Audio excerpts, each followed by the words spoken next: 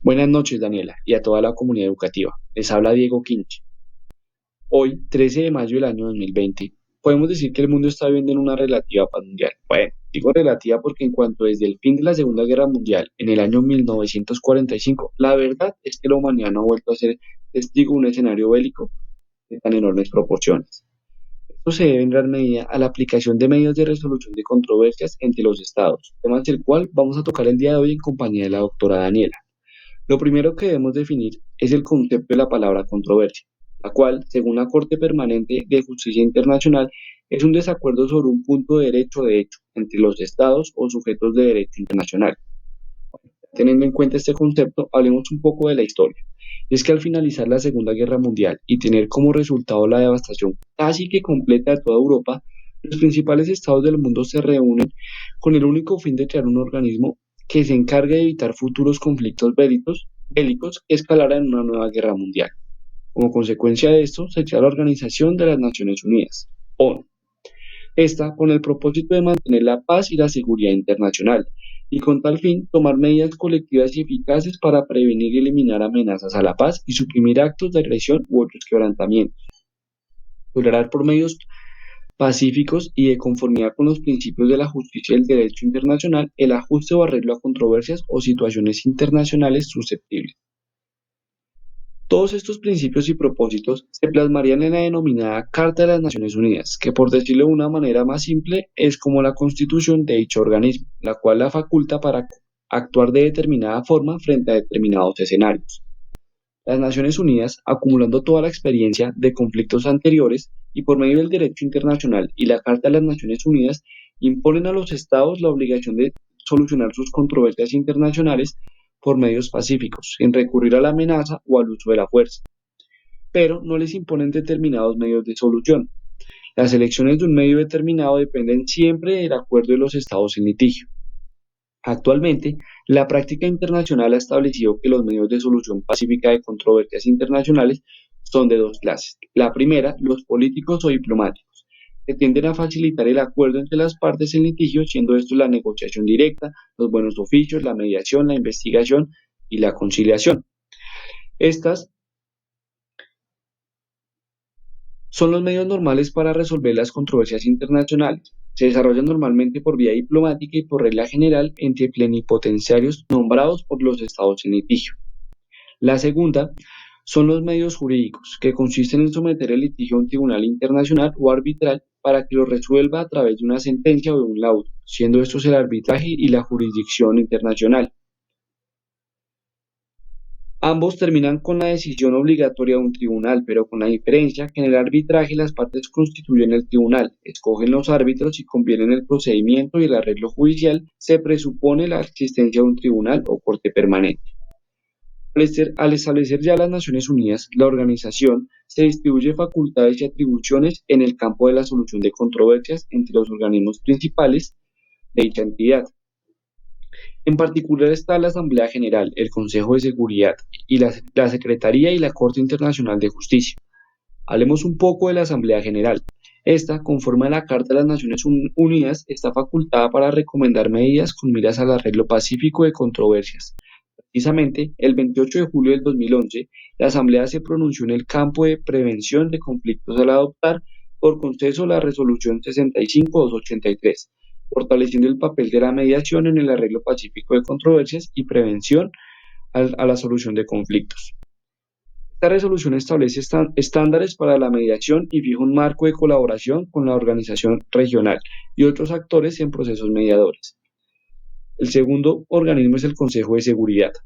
Las Naciones Unidas fueron creadas en función del mantenimiento de la paz y la seguridad internacional, dándole cuerpo a un esquema de seguridad colectiva en el que la tarea primordial sobre la materia se le otorgó al Consejo de Seguridad. El Consejo, a su vez, recibió un mandato de intentar los medios pacíficos de solución. Por otra parte, la Carta de la ONU faculta al Consejo de Seguridad a instar a las partes para que arreglen sus controversias por dichos medios, inclusive solicitarles a las mismas hacerles recomendaciones para buscar un arreglo pacífico. El tercer órgano es la Secretaría. La Carta de las Naciones Unidas también le otorgó al Secretario General un papel inequívoco en materia de la paz y seguridad. Llega incluso a facultarlo para llamar la atención al Consejo de Seguridad cuando quiera que en su opinión advierta una situación pueda amenazar la paz y la seguridad internacional. Para concluir, el último órgano es la Corte Internacional de Justicia. Esta está señalada por la Carta como el organismo judicial principal de las Naciones Unidas. Funciona de acuerdo con su estatuto, del que son parte los miembros de las Naciones Unidas. No obstante, lo cual no todos los miembros de las naciones aceptan la competencia de la Corte, solo los que la han declarado expresa en ese sentido.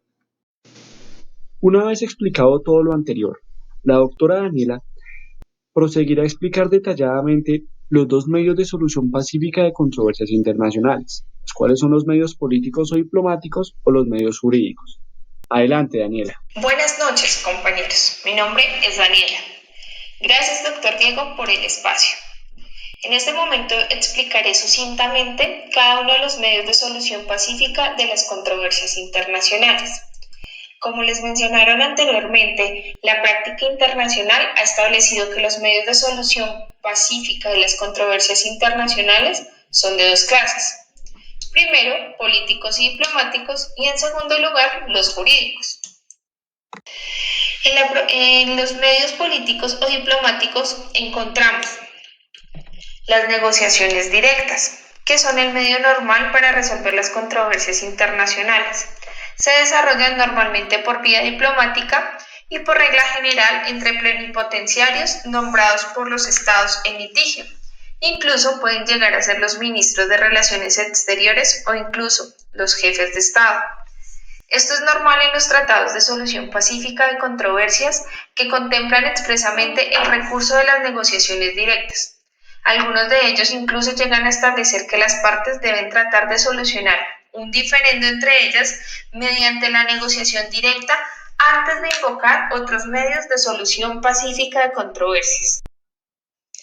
En segundo lugar, encontramos los buenos oficios. Consiste cuando un Estado, una personalidad destacada o una organización internacional prestan sus buenos oficios para aproximar a las partes en conflictos e impulsarlas a negociar. Mediación. La mediación consiste en que un tercero puede ser un Estado o una personalidad destacada, el mediador. Participa en las negociaciones y formula a las partes en controversias, sugerencias y propuestas que son tendientes a solucionar el diferendo. El mediador no es un juez que dicte fallos, es un facilitador que busca la avenencia. Su papel es recomendar, sugerir para poder llegar a una solución justa y honrosa de las partes. La investigación consiste en que las partes en controversia pueden designar una comisión internacional de investigación a fin de que se esclarezcan los puntos de hecho sobre los cuales existe una divergencia de apreciación entre las partes. Y es así como se prepara el camino para una solución negociada. Las partes no están obligadas a aceptar las conclusiones de la comisión de investigación a menos que lo hayan convenido expresamente. Estas comisiones fueron creadas en las conferencias de la paz de La Haya de 1899 y de 1907. Finalmente, en esta clasificación encontramos a la conciliación. Por este medio de solución pacífica de las controversias se constituye por medio de las partes una comisión que procede al examen imparcial de una controversia y se esfuerza por definir términos de arreglo que sean susceptibles de ser aceptados por las partes. Los términos de arreglo propuestos por la comisión no son obligatorios para las partes y por regla general está conformada por miembros designados por cada parte y por uno o más miembros extranjeros designados de común acuerdo por ambas partes. Puede ser establecida a título permanente o puede ser constituida ad hoc, lo que da.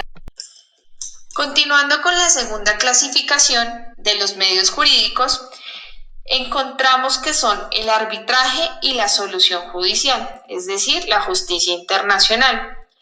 Ambos terminan con la decisión obligatoria de un tribunal, pero con la diferencia que en el arbitraje las partes constituyen el tribunal, escogen los árbitros y convienen el procedimiento, y en el arreglo judicial se presupone la existencia de un tribunal o corte permanente preconstituido que tiene sus propios jueces y reglas de procedimiento. El arbitraje internacional, de conformidad con el artículo 37 de la Convención de La Haya sobre la solución pacífica de los conflictos internacionales de 1907, tiene por objeto la solución de los conflictos entre estados por jueces de su elección sobre la base del respeto al derecho. El recurso al arbitraje implica la obligación de conformarse de buena fe a la sentencia, por lo que el arbitraje tiene como fundamento el consentimiento de los estados en litigio, siendo la sentencia o laudo arbitral obligatorio, constituyendo un medio apropiado para la solución de las controversias jurídicas. Los estados pueden atribuir competencia a un tribunal arbitral por alguno de los siguientes medios. Primero, el compromiso arbitral.